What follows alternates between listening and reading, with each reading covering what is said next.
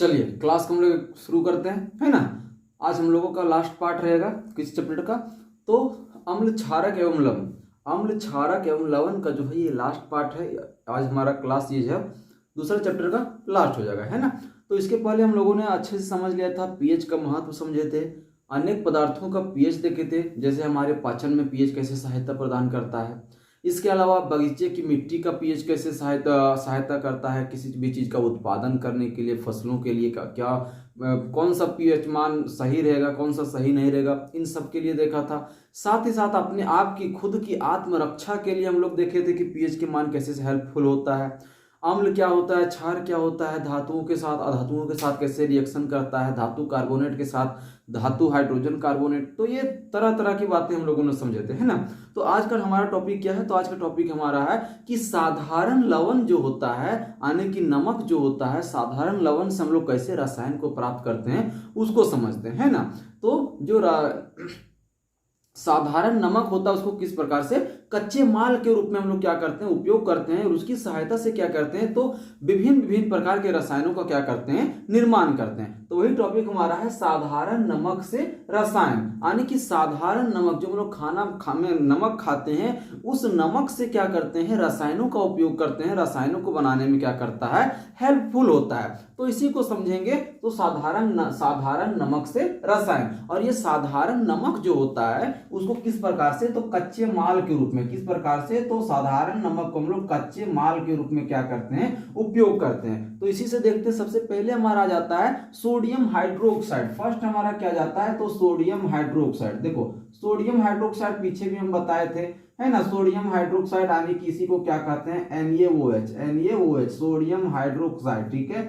Sodium hydroxide ये क्या है, NaOH, इसका फॉर्मूला क्या हो गया, NaOH हो गया। तो सोडियम हाइड्रोक्साइड जो है इसकी प्राप्ति कैसे करते हैं इसके बारे में समझो। तो देखो कुछ नहीं है, सिंपल सा है, नमक को पानी में घोल दो। क्या, नमक को पानी में घोल देंगे और उससे करंट पास कर देंगे। क्या बोले वो, ध्यान सुनो, नमक को पानी में घोल दिए, इसी को कहते हैं नमक का जलीय विलयन। क्या, नमक का जलीय विलयन, यानी कि नमक क्या है, NaCl क्या है, लवण है मेरा, और पानी में घोल दिए तो वो क्या हो गया, विलयन बन गया। तो कोई चीज पानी में घोल दो तो उसी को क्या कहते हैं, विलयन कहते हैं। तो नमक को किसमें घोल दिए, पानी में, तो नमक था मेरा क्या, तो लवण, और पानी क्या है, जल, तो लवण जलीय, ठीक है। क्या हो जाएगा, लवण जलीय, यानी कि सिंपल सा, उतना माथा दर्द नहीं करना है, केवल सिंपल सा ध्यान रखना है कि नमक को क्या करो, पानी में घोल दो। नमक को क्या करो, पानी में घोल देंगे, और उससे करंट हम जब पास करेंगे तो रिजल्ट में, उत्पाद में हमको क्या मिलेगा, सोडियम हाइड्रोक्साइड मिलेगा। क्या मिलेगा,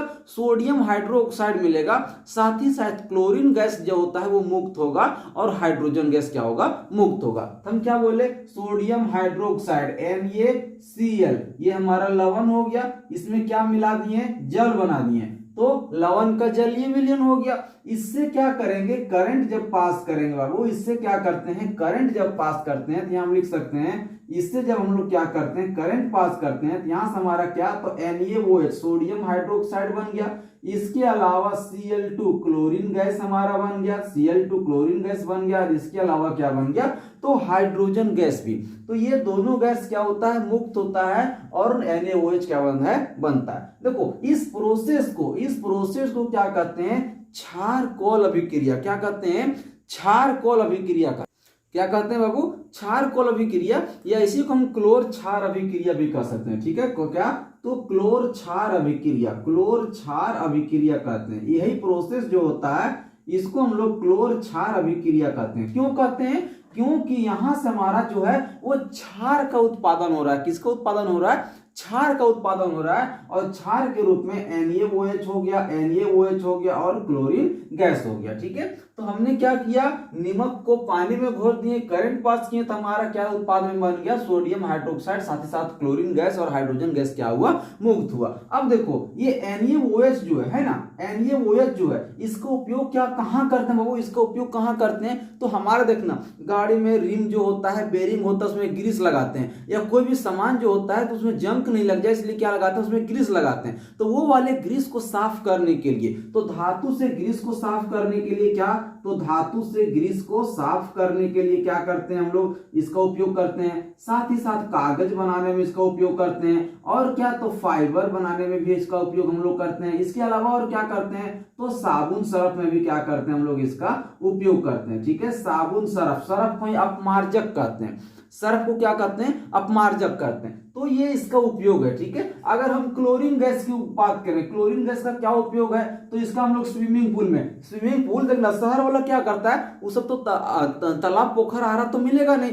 तो घरे में वो गड्ढा खेड़ेगा, उसमें पानी डाल देगा और फिर डुबक डुबक के नहाएगा, उसी को क्या कहते हैं, स्विमिंग पूल कहते हैं, उसी को क्या कहते हैं, स्विमिंग पूल कहते हैं। तो देखो, क्योंकि पानी उसमें भरते हैं हम लोग और भर के नहाते हैं, तो पानी गंदा हो जाएगा, तो पानी गंदा ना हो इसलिए उसको क्या, उसको साफ करना पड़ता है। क्या करना पड़ता है, साफ करना पड़ता है। तो हम लोग किसका, कौन सा गैस का, क्लोरीन गैस का उपयोग करते हैं। लेकिन गांव तरफ जो तालाब पोखर हरा होता है वो तो नेचुरली भरा रहता है, तो उसको साफ करने की जरूरत नहीं पड़ता है। ठीक है, उसमें मछली उछली डाल देते हैं, उसी से साफ हो जाता है। तो क्लोरीन गैस में हम लोग क्या करते हैं, स्विमिंग पूल में, कहां पे बाबू, तो स्विमिंग पूल में भी हम लोग इसका उपयोग करते हैं, स्विमिंग पूल में। और कहां पे, तो पानी पीने वाले पानी में भी क्या करते हैं, इसका उपयोग करते हैं। ये इस प्रकार से कुछ उपयोग है। ठीक है, और भी अगर हम हाइड्रोजन की बात करें तो हम इधर लिख देते हैं। ठीक है, इधर लिख देते हैं, चूंकि यहाँ जगह कम पड़ रहा है। ठीक है, यहाँ पे जगह कम पड़, देखो है ना, देखो कहां कहां, तो क्लोरीन का उपयोग कहां करते हैं, स्विमिंग पूल में हो गया, पानी को साफ करने के लिए भी करते हैं। इसके अलावा और कहां करते हैं, तो नाम सुना होगा CFC, क्लोरोफ्लोरोकार्बन, कहां पे, क्लोरोफ्लोरोकार्बन। एसी वगैरह फ्रिज वगैरह में जो होता है वो कहां क्या रहता है, क्लोरोफ्लोरो गैस रहता है, तो इसको बनाने में करते हैं। साथ ही साथ PVC पाइप, PVC जो पाइप घर के अंदर जो पानी टंकी वाला पानी आता है जिस पाइप से, PVC पाइप, तो उस वाले पाइप को भी बनाने में उपयोग करते हैं। साथ ही साथ कीटाणुनाशक और रोगाणुनाशक बनाने में क्या करते हैं हम लोग, क्लोरीन का क्या करते हैं, उपयोग करते हैं। हाइड्रोजन की बात करें तो हाइड्रोजन बाबू बहुत पावरफुल ईंधन है। ठीक है, बहुत पावरफुल ईंधन है। ठीक है, इसको कंट्रोल नहीं कर पाते, इतना पावरफुल ईंधन है। तो ईंधन के रूप में उपयोग करते हैं, खाद बनाने में उपयोग करते हैं, और अमोनिया बनाने में उपयोग करते हैं। तो ये कुछ प्रमुख इसका क्या हो गया, उपयोग हो गया। ठीक है, अगर हम बात करें तो क्लोरीन जो होता है, ध्यान दो, क्लोरीन जो, पहले इसको समझो कि हमने क्या बताया, हम क्या बताएं बाबू, कि हम ये हमारा क्या हो गया, मान लो कोई बर्तन है। ठीक है, बर्तन नहीं, मान लो ये इसमें सेल लगा हुआ है। ठीक है, ये पॉजिटिव है और ये नेगेटिव है। ये क्या है, पॉजिटिव है, ये नेगेटिव है। पॉजिटिव वाला को वो एनोड कहते हैं, पॉजिटिव वाला को क्या कहते हैं, एनोड कहते हैं, और नेगेटिव वाला को क्या कहते हैं, कैथोड कहते हैं। नेगेटिव वाला को क्या कहते हैं, कैथोड कहते हैं। हम इधर से क्या किए, एंट्री करवाए, क्या एंट्री करवाए, तो NaCl प्लस में H2O, यानी कि नमक और पानी के शरबत घोल विलियन को एंट्री करवाएं, तो इधर से मेरा जो निकलेगा वो क्या निकलेगा, NaOH निकलेगा। उत्पाद के रूप में क्या निकलेगा, NaOH निकलेगा। और हमारा जो क्लोरीन है गैस, क्लोरीन गैस और हाइड्रोजन गैस बाबू, वो क्या करेगा, मुक्त होगा, बाहर की ओर निकलेगा। कहां पे, तो क्लोरीन जो होता है बाबू, वो कहां पे, एनोड पे निकलेगा। कहां पे, एनोड पे निकलेगा। और ये कैसा होता है एनोड, तो एनोड हमारा क्या होता है, पॉजिटिव होता है। लेकिन अगर हाइड्रोजन गैस की बात किया जाए तो ये कहां पे निकलेगा, तो कैथोड पे निकलेगा। कहां पे, कैथोड पे निकलेगा। ये कैसा होता है, हमारा नेगेटिव होता है। साथ ही साथ NaOH जो होता है वो भी कहां पे, तो कैथोड पे क्या होता है, ये निकलता है। ठीक है, कहां पे, कैथोड पे ये निकलता है। कोई दिक्कत यहां तक, देखो नेक्स्ट हमारा क्या है, विरंजक चूर्ण। नेक्स्ट क्या है, विरंजक चूर्ण। इसी को ब्लीचिंग पाउडर कहते हैं, इसी को क्या कहते हैं, ब्लीचिंग पाउडर कहते हैं। इसका निर्माण कैसे होता है, तो सबसे पहले हम लोग जानते हैं कि रॉ मटेरियल के रूप में क्या उपयोग कर रहे हैं, NaCl, है ना। तो देखो सोडियम क्लोराइड, जब भी कहेंगे सोडियम क्लोराइड बाबू, तो समझ लेना कि उसका शरबत की हम बात कर रहे हैं, नीमक और पानी के घोल की बात कर रहे हैं। ठीक है, तो सोडियम क्लोराइड यानी कि लवण जल में क्या करते हैं, इसमें विद्युत अपघटन के माध्यम से क्या होता है, क्लोरीन गैस का निर्माण होता है। लवण जल यानी कि सोडियम क्लोराइड जो पानी में, एक्वस सॉल्यूशन पानी में रहेगा, पानी और नमक मिला हुआ रहेगा, उस वाले घोल में क्या करते हैं, विद्युत अपघटन की क्रिया से किसका निर्माण होता है, तो क्लोरीन गैस का निर्माण होता है। और उस वाले क्लोरीन गैस के माध्यम से हम क्या करते हैं, विरंजक चूर्ण का निर्माण करते हैं, यानी कि ब्लीचिंग पाउडर का निर्माण करते हैं। कोई दिक्कत है, तो हमने क्या किया, NaCl, देखो ध्यान सुनो, NaCl जो है, NaCl कैसा, तो एक्वस का मतलब होता है बाबू कि ये पानी में घुला हुआ है। किसमें घुला हुआ है, पानी में घुला हुआ है। कोई दिक्कत, पानी में घुला हुआ है। अब यहां से ये पानी में घुला हुआ, यहाँ पे क्या होता है, विद्युत अपघटन होता है। ठीक है, क्या होता है, विद्युत अपघटन होता है, और इस विद्युत अपघटन के माध्यम से क्लोरीन गैस का निर्माण होता है। इस क्लोरीन गैस की सहायता से अब हम लोग क्या लेंगे, CaOH का होल 2 यानी कि कैल्शियम हाइड्रोक्साइड, इसी को क्या कहते हैं, चूना कहते हैं, बुझा हुआ चूना। क्या कहते हैं, बुझा हुआ चूना कहते हैं, बुझा हुआ चूना। ये कैसा लेंगे, सूखा वाला, बुझा हुआ चूना, बुझा हुआ क्या हो गया, चूना। ये कैसा है, सूखा वाला। इसमें हम लोग क्या करते हैं, क्लोरीन गैस प्रभावित करते हैं। ठीक है, और इसी से हमारा क्या बनता है, तो CaOCl2, और यही जो होता है CaOCl2, इसी को हम क्या कहते हैं, इसी को कहते हैं विरंजक चूर्ण। ये हमारा क्या हो गया, ये हमारा आपका हो गया विरंजक चूर्ण। ठीक है, ये आपका क्या हो गया, विरंजक चूर्ण। तो हमने क्या किया, जो सोडियम क्लोराइड का जलीय विलयन है उसमें क्या किया, विद्युत अपघटन किया, उससे क्लोरीन गैस बना। उस क्लोरीन गैस का उपयोग हमने क्या किया, तो बुझा हुआ चूना जो CaOH का होल 2 है उस पे हम लोगों ने छोड़ा, तो क्या बना मेरा, कैल्शियम ऑक्सीक्लोराइड, क्या CaOCl2 क्या बन गया, CaOCl2 बन गया। कोई दिक्कत है, और हाइड्रोजन जल जो है H2O बना, इसके साथ क्या बना, जल बना। ठीक है, तो यही आपका क्या हो गया, विरंजक चूर्ण हो गया। विरंजक चूर्ण यानी कि CaOCl2।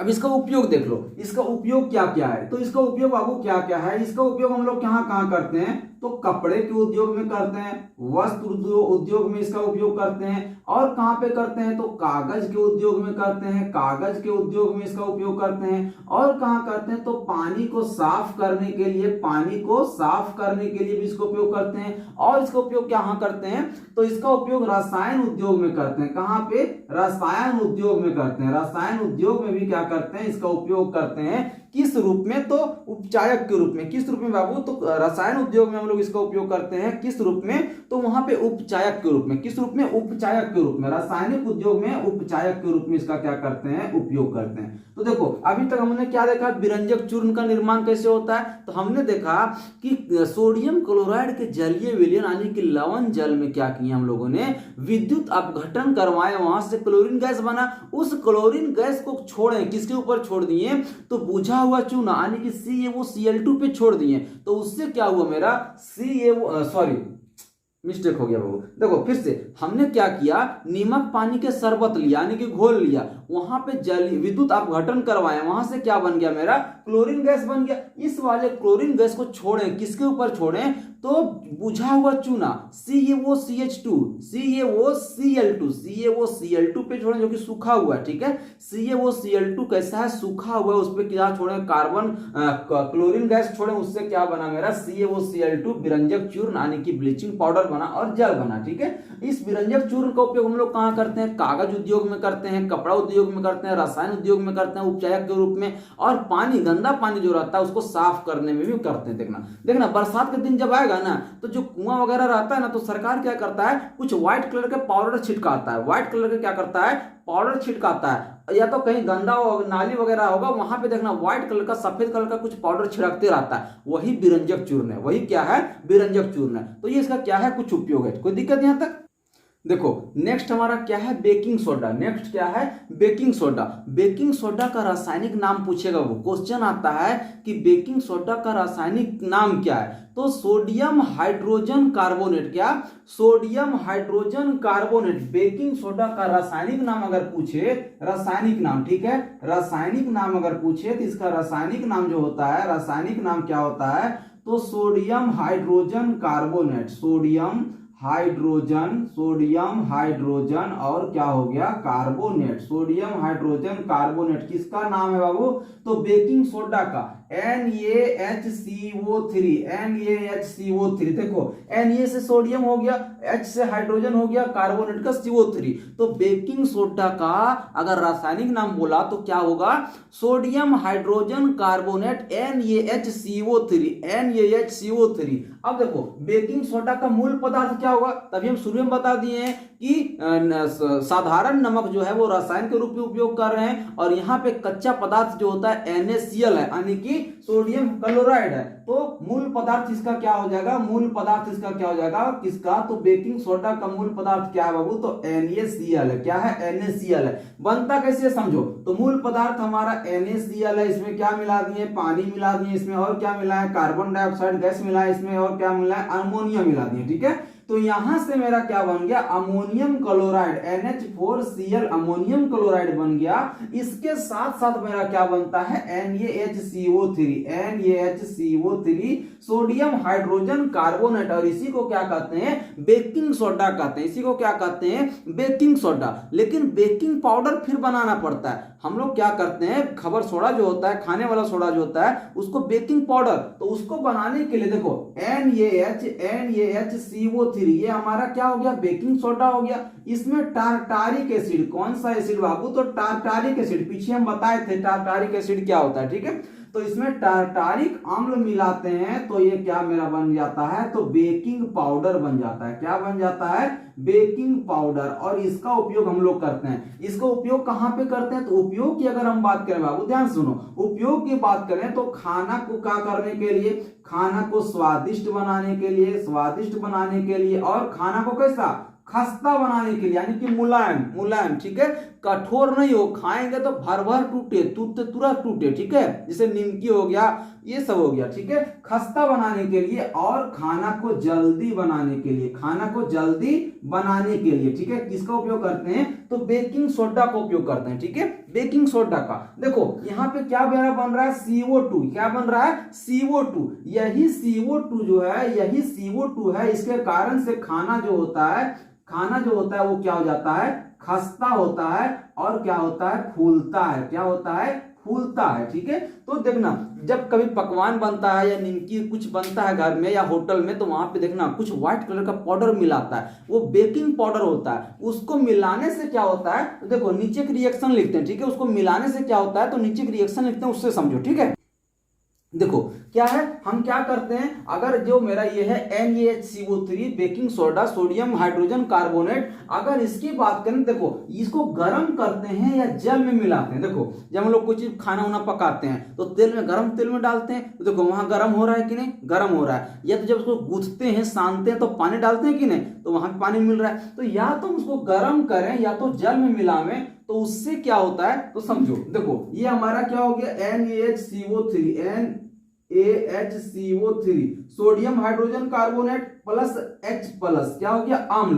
देखो H प्लस से क्या पता चलता है, अम्ल है। H प्लस से क्या पता चलता है, अम्ल है। H plus ion, hydrogen ion. अब देखो यहां बताए थे कि नहीं, कि टारटारिक अम्ल मिलाते हैं। क्या मिलाते हैं, टारटारिक अम्ल मिलाते हैं। ठीक है, तो ये आपका अम्ल के रूप में हो गया, ये hydrogen carbonate, sodium hydrogen carbonate हो गया। यहां से क्या होता है, यहां से H2O जल प्लस CO2 प्लस अम्ल, अम्ल के रूप में, कौन किस रूप में, अम्ल के रूप में सोडियम क्लोराइड बनता है। क्या, अम्ल के रूप में सोडियम लवण, अम्ल के रूप में, अम्ल के रूप में सोडियम लवण। क्या, सोडियम लवण। ठीक है, सोडियम लवण अम्ल के रूप में क्या बाबू, तो सोडियम लवण। ठीक है, अब यहां पे देखो, ये जो देखो हम, देखो यहां से देखो, हमने क्या लिया था, सोडियम क्लोराइड में जल मिलाए थे, कार्बन डाइऑक्साइड मिलाए थे, है ना, तो उसी को फिर से रिवर्स होके बन रहा है कि नहीं, जल मिलाए थे तो जल हो गया, कार्बन डाइऑक्साइड मिलाए थे तो कार्बन डाइऑक्साइड हो गया, सोडियम है यहाँ पे तो सोडियम हो गया। तो ये वाला जो CO2 होता है, यही CO2 के कारण मेरा भोजन क्या होता है,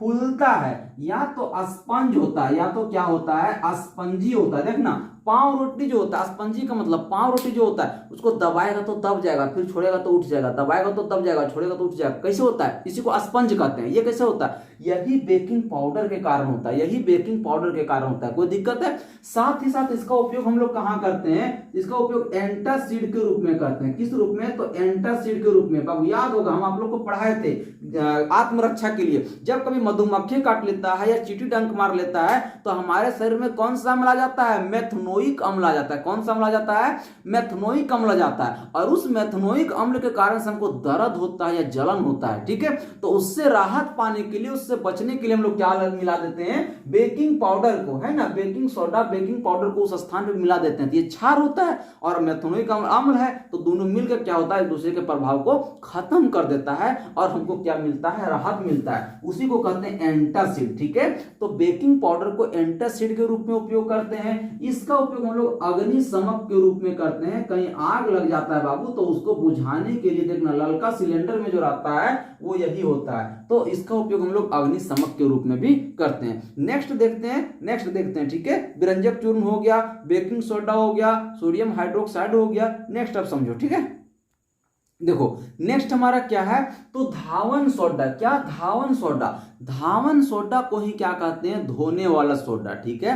धावन सोडा को ही क्या कहते हैं, धोने वाला सोडा कहते हैं। इसको कैसे बनाते हैं, तो सोडियम कार्बोनेट जो होता है, सोडियम कार्बोनेट को क्रिस्टलीकरण के माध्यम से, ठीक है, सोडियम कार्बोनेट को पुनः क्रिस्टलीकरण कर देते हैं तो हमारा क्या निकल के आता है, तो धोने वाला सोडा निकलता है, जिसको धावन सोडा भी कहते हैं, ठीक है। तो हम कह सकते हैं किसको, तो सोडियम कार्बोनेट Na2CO3 Na2CO3 को किसके साथ हम फिर से क्या करेंगे, क्रिस्टलीकरण करेंगे, यानी कि 10H2O, ठीक है। जल की 10 अणु, ठीक है। 10 का मतलब है कि जल का कितना अणु है, 10 अणु है। तो इस प्रोसेस से हमारा क्या बन गया, धावन सोडा बन गया, Na2CO3 इंटू 10H2O, ठीक है, इंटू क्या हो गया, 10H2O हो गया। कोई दिक्कत है? तो जल का कितना अणु होता है, 10 अणु। सोडियम कार्बोनेट में जल के 10 अणु मिलने से क्या बन गया, धावन सोडा बन गया। इसी को हम कहते हैं धोने वाला सोडा। इसी को क्या कहते हैं, धोने वाला सोडा कहते हैं, ठीक है। इसका उपयोग की बात करें अगर, तो उपयोग बाबू आप लोग सब जानते होंगे। अरे धोने वाला सोडा नामे से है, धोने वाला सोडा। तो कपड़ा धोते हैं, है ना, कपड़ा धोते हैं, घर धोते हैं, कभी कभी अपने आप को भी धो लेते हैं। तो कुल मिलाकर हम कह सकते हैं इसका उपयोग कहाँ करते हैं, तो कांच के उपयोग में, कांच बनाने में, यानी शीशा बनाने में करते हैं। और कहाँ करते हैं, तो कागज उद्योग में करते हैं। और कहाँ करते हैं, तो घरों की साफ सफाई में, घरों की क्या, तो साफ सफाई में, घर का साफ सफाई करते हैं ना वो, तो वहां पे भी इसका क्या करते हैं, उपयोग करते हैं। तो ये इसका कुछ क्या हो गया, उपयोग हो गया। और बोरेक्स उत्पादन में, और एक और उपयोग है बोरेक्स उत्पादन में। तो इस प्रकार से ये क्या है, इसका उपयोग है। तो उपयोग के रूप में हमने क्या देखा, तो कागज उद्योग में, कांच उद्योग में, घरों की साफ सफाई के लिए, और हम कह सकते हैं साबुन बनाने में, है ना, साबुन बनाने में। तो इस प्रकार से ये आपका क्या हो गया, उपयोग हो गया। ये क्या हो गया, इसका उपयोग हो गया, ठीक है। नेक्स्ट समझते हैं। नेक्स्ट टॉपिक हमारा है क्या, लवण के क्रिस्टल वास्तव में शुष्क हैं। यानी कि कह रहा बाबू कि जितने भी प्रकार के लवण देखे हम लोगों ने, जितने भी प्रकार के लवण देखें, वो लवण क्या वास्तव में शुष्क यानी सूखा होते हैं या सूखा नहीं होता, उसमें कुछ ना कुछ जल की मात्रा होता है। तो नेक्स्ट टॉपिक हमारा है कि क्या लवण जो होता है वो वास्तविक में सूखा हुआ शुष्क होता है या नहीं होता है, ठीक है। तो इसका आंसर हम लोग इसको एक्सप्लेनेशन के साथ देख लेते हैं कि वास्तव में वो शुष्क होता भी है या वास्तव में शुष्क वो नहीं होता है, ठीक है। तो उसको देखते हैं।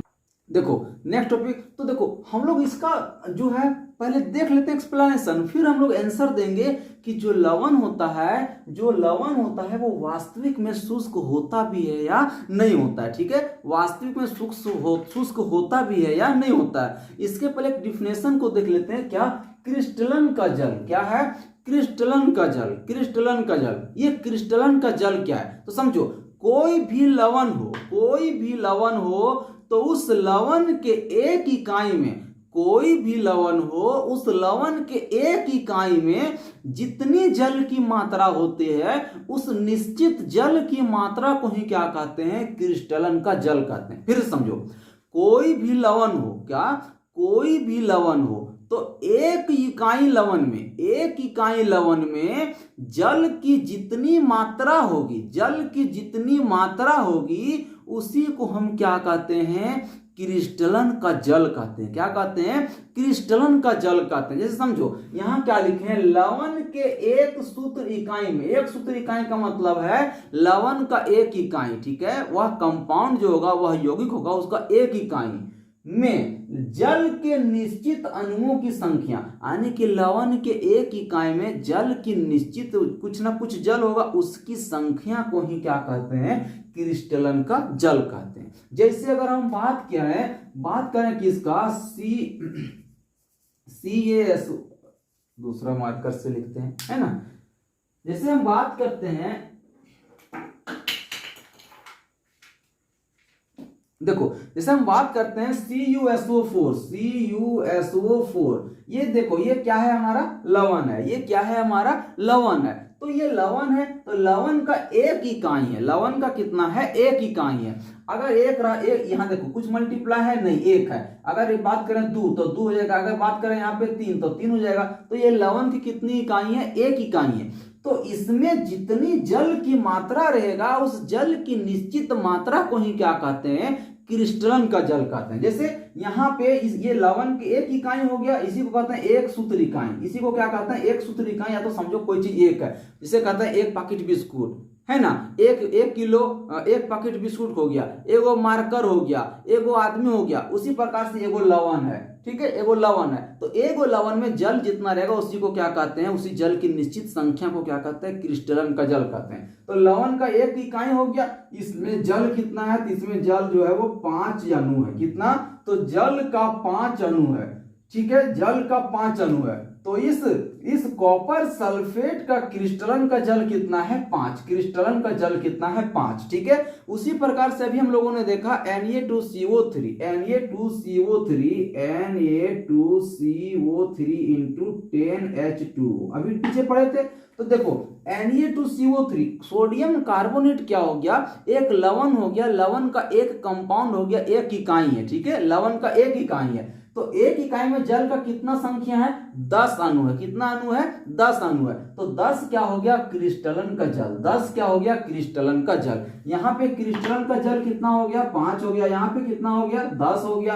अगर हम बात करें कैल्शियम सल्फेट CaSO4, ठीक है, किसका, CaSO4, ये क्या हो गया, ये आपका हो गया लवण की एक इकाई हो गया। इसमें जितना जल रहेगा उसको क्या कहेंगे, क्रिस्टलन का जल। जैसे कि इसमें क्या है, 2H2O, तो यहाँ पे क्रिस्टलन का जल कितना हो गया, 2H2O आने की 2 हो गया। कितना हो गया, 2 हो गया। तो हम देख रहे हैं कि लवण का चाहे कोई भी हम यौगिक ले रहे हैं, सभी में क्या है, हमको यहाँ पे वाटर देखने को मिल रहा है, पानी देखने को मिल रहा है। तो हम कह सकते हैं कि नहीं, जो मेरा लवण जो होता है वो वास्तविक में शुष्क नहीं होता है, उसमें कुछ ना कुछ जल की मात्रा होती ही है, कुछ ना कुछ जल की मात्रा होती ही है, ठीक है। तो यहाँ पे 5 क्या है, क्रिस्टलन का जल है, यानी कि जल की 5 अणु है। यहाँ 10 क्या है, तो जल का 10 अणु है। यहाँ 2 क्या है, तो जल के 2 अणु है। किसमें, तो कॉपर सल्फेट के एक इकाई में 5 अणु जल है। सोडियम कार्बोनेट के एक अणु में 10 अणु जल है। और कैल्शियम सल्फेट के कितने, तो एक इकाई में कितना अणु जल है, तो 2 अणु जल है। और यही संख्या जो है वो क्या बताता है, क्रिस्टलन का जल बताता है, क्रिस्टलन का जल बताता है। नेक्स्ट हम लोग देखते हैं प्लास्टर ऑफ पेरिस। नेक्स्ट हमारा टॉपिक क्या है, प्लास्टर ऑफ पेरिस। देखो नेक्स्ट क्या है, plaster of Paris. Next topic हमारा क्या है, तो plaster of Paris. Plaster of Paris है क्या, समझो, प्लास्टर ऑफ पेरिस है क्या, या प्लास्टर ऑफ पेरिस बनता कैसे है। तो देखो एक कंपाउंड होता है, एक लवण होता है क्या, जिप्सम, उसको क्या कहते हैं, जिप्सम। एक लवण है क्या, जिप्सम। तो उस जिप्सम को हम क्या करते हैं, गर्म करते हैं। उस जिप्सम में क्या होता है, पानी की मात्रा ज्यादा होता है, ठीक है। तो उस जिप्सम में से हम पानी की मात्रा को निकाल देते हैं। तो जो रिजल्ट मेरा आता है, जो पानी की मात्रा निकालने पे जो शेष बचता है, उसी को हम क्या कहते हैं, प्लास्टर ऑफ पेरिस कहते हैं, ठीक है। इसे यहां समझो, यहाँ पे देखो ये हमारा जो है CaSO4 2H2O, यही हमारा क्या है वो, तो यही हमारा जिप्सम है, यही हमारा क्या है, जिप्सम है। देखो हम क्या बताएं, प्लास्टर ऑफ पेरिस क्या है, तो प्लास्टर ऑफ पेरिस यानी कि जिप्सम को, किसको, तो जिप्सम को 373 केल्विन पे, जिप्सम को 373 केल्विन पे क्या करेंगे, गर्म करेंगे। तो क्या प्राप्त होगा, तो प्लास्टर ऑफ पेरिस, POP, ठीक है। जिप्सम को कितने डिग्री, कितने हीट पे, 373 केल्विन पे अगर हम गर्म करेंगे तो वहां पे प्लास्टर ऑफ पेरिस मेरा निकलेगा। क्या निकलेगा, प्लास्टर ऑफ पेरिस। जैसे यहाँ देखो CaSO4 2H2O, यही क्या है, मेरा जिप्सम है। इसी को हम क्या कहते हैं, जिप्सम कहते हैं। अगर इसको हम क्या करें, गर्म करें, कितने पे, तो 373 केल्विन पे। कितने केल्विन पे, 373 केल्विन पे क्या करेंगे, गर्म करेंगे, तो जो रिजल्ट मेरा बचेगा इधर की ओर वो क्या होगा, प्लास्टर ऑफ पेरिस। तो रिजल्ट में क्या बचता है, CaSO4 इंटू हाफ H2O, क्या बचता है, हाफ H2O। देखो हमारे पास जिप्सम था, जिप्सम क्या होता है, CaSO4 2H2O, यानी कि कैल्शियम सल्फेट में 2 अणु क्रिस्टलन का जल होता है। कितना, जब कैल्शियम सल्फेट में 2 अणु क्रिस्टलन का जल हो तो उसको क्या कहते हैं, जिप्सम कहते हैं। इस जिप्सम को हम 373 केल्विन पे कितना पे, देखो ध्यान से देखो, 373 केल्विन पे क्या किए, गर्म किए, तो यहां से पानी की मात्रा उड़ गया। कितना, यहां पानी की मात्रा देखो कितना है, 2 है, लेकिन यहां कितना बचल है, आधे बचल है, मतलब 1.5 अणु क्रिस्टल का जल उड़ जाता है किससे, जिप्सम से। तो जो बचता है कितना, हाफ, कैल्शियम सल्फेट में कितना अणु बचता है, तो हाफ क्रिस्टलन का जल बचता है, और यही क्या कहलाता है, इसी को हम लोग क्या कहते हैं, प्लास्टर ऑफ पेरिस कहते हैं। इसी को क्या कहते हैं, प्लास्टर ऑफ पेरिस कहते हैं। क्या जिप्सम से हमारा क्या बना, प्लास्टर ऑफ पेरिस बना। और क्यों बना, क्योंकि यहाँ पानी की अणु 2 था, यहाँ पानी की अणु आधा है। अगर 1.5 पानी की अणु इसमें और मिला दें, अगर प्लास्टर ऑफ पेरिस में 1.5 अणु पानी और मिला दें, तो क्या जिप्सम बनेगा, बिल्कुल बनेगा। कैसे, तो देखो ये हमारा क्या है, तो CaSO4 इंटू हाफ H2O, ये हमारा क्या है, प्लास्टर ऑफ पेरिस है। अगर इसमें हम 1.1/2, कितना, 1.1/2 फिर से क्या मिला दिए, जल मिला दिए, तो देखो ये 1.5 हो गया और ये आधा हो गया, 1.5 और आधा कितना हो गया, 2, तो 2, तो फिर से क्या बन जाएगा, CaSO4 इंटू 2H2O। देखो फिर से क्या बन गया मेरा, यहाँ पे जिप्सम बन गया। तो ये फिर से मेरा क्या बन गया बाबू, तो ये जिप्सम बन गया, और यहाँ पे ये हमारा क्या था, प्लास्टर ऑफ पेरिस था। तो हम कह सकते हैं कि जिप्सम से मेरा प्लास्टर ऑफ पेरिस बनता है, और प्लास्टर ऑफ पेरिस से क्या बनता है, जिप्सम बनता है। जिप्सम में क्रिस्टलन का जल, यानी कि जल की 2 अणु होता है, किसमें, कैल्शियम सल्फेट में। कैल्शियम सल्फेट में पानी का 2 अणु रहेगा तो वो बन जाता है जिप्सम, और वही जिप्सम में से पानी के 1.5 अणु बाहर निकाल देंगे, सुखा देंगे 373 केल्विन पे, तो जो बचता उसी को क्या कहते हैं, प्लास्टर ऑफ पेरिस कहते हैं। और फिर प्लास्टर ऑफ पेरिस में जितना पानी बाहर निकला था, यानी कि 1.5 अणु पानी बाहर निकला था, तो 1.5 अणु पानी फिर से मिला देंगे प्लास्टर ऑफ पेरिस में, तो मेरा क्या बन जाएगा, वहां पे 2 अणु पानी का, और वो फिर से क्या बन जाएगा, जिप्सम बन जाएगा। तो जिप्सम से प्लास्टर ऑफ पेरिस, और प्लास्टर ऑफ पेरिस से फिर क्या बन जाएगा, जिप्सम बन जाएगा। ठीक है, तो ये आपका पूरा कंप्लीट था। अगर इसकी उपयोग की बात करें, किसका, तो प्लास्टर ऑफ पेरिस के उपयोग की बात करते हैं, तो उपयोग इसमें हम लोग देख सकते हैं क्या, तो इसका उपयोग हम लोग खिलौना बनाने में करते हैं। किसका बनाने में, क्या बनाने में, खिलौना बनाने में। और क्या करते हैं, तो घरों की सतह पे, ठीक है, घरों की सतह को चिकना बनाने के लिए, है ना, घरों की सतह को चिकना बनाने के लिए इसका उपयोग करते हैं। और चिकित्सक के क्षेत्र में, किसमें, चिकित्सक के क्षेत्र में, ठीक है, चिकित्सक के क्षेत्र में, चिकित्सक के क्षेत्र में करते हैं। और कहां करते हैं, तो मूर्ति बनाने में। कहां पे, तो मूर्ति बनाने में। तो इसका उपयोग, प्लास्टर ऑफ पेरिस का उपयोग कहां कहां करते हैं, तो मूर्ति बनाने में करते हैं। कहां पे, मूर्ति बनाने में, चिकित्सक के क्षेत्र में, है ना, कहां पे, चिकित्सक, चिकित्सक गलती लिखा जा रहा है हमसे, है ना, चिकित्सक के क्षेत्र में करते हैं। अपने सरफेस को चिकना बनाने के लिए करते हैं, खिलौने बनाने के लिए करते हैं। देखना किसी का हाथ जब टूट जाएगा, तो हाथ टूट जाएगा, कैसे लटके ले डॉक्टर साहब हाथ टूट गया, मेरा हाथ टूट गया, तो डॉक्टर क्या करेगा, अरे यही टूट गया, यही टूट गया, अच्छा ये लड़क गया, इसको सीधा करते हैं। और सीधा करके क्या कर देता है, बैंडेज कर देता है, और ऊपर से क्या कर देता है, प्लास्टर ऑफ पेरिस दे देता है, तो वो टाइट हो जाता है। ऐसे हाथ रखेगा, जाओ 15-25 दिन के बाद आना, 25 दिन तक हाथ ऐसे रहेगा। अब 25 दिन में क्या होता है, ये हड्डी और हड्डी आपस में क्या होता है, जुड़ जाता है। डॉक्टर के पास जाता है, जो प्लास्टर ऑफ पेरिस से बैंडेज कर लेता, और काट के निकाल देता, कहता जा फिर से तोड़ के आना, है ना। तो ये है क्या, प्लास्टर ऑफ पेरिस। ठीक है, तो आज के लिए यही, आज आपका चैप्टर लास्ट होता है, अम्ल क्षार एवं लवण कंप्लीट होता है। नेक्स्ट क्लास हम लोग नेक्स्ट चैप्टर के साथ आएंगे। ओके, धन्यवाद सभी को।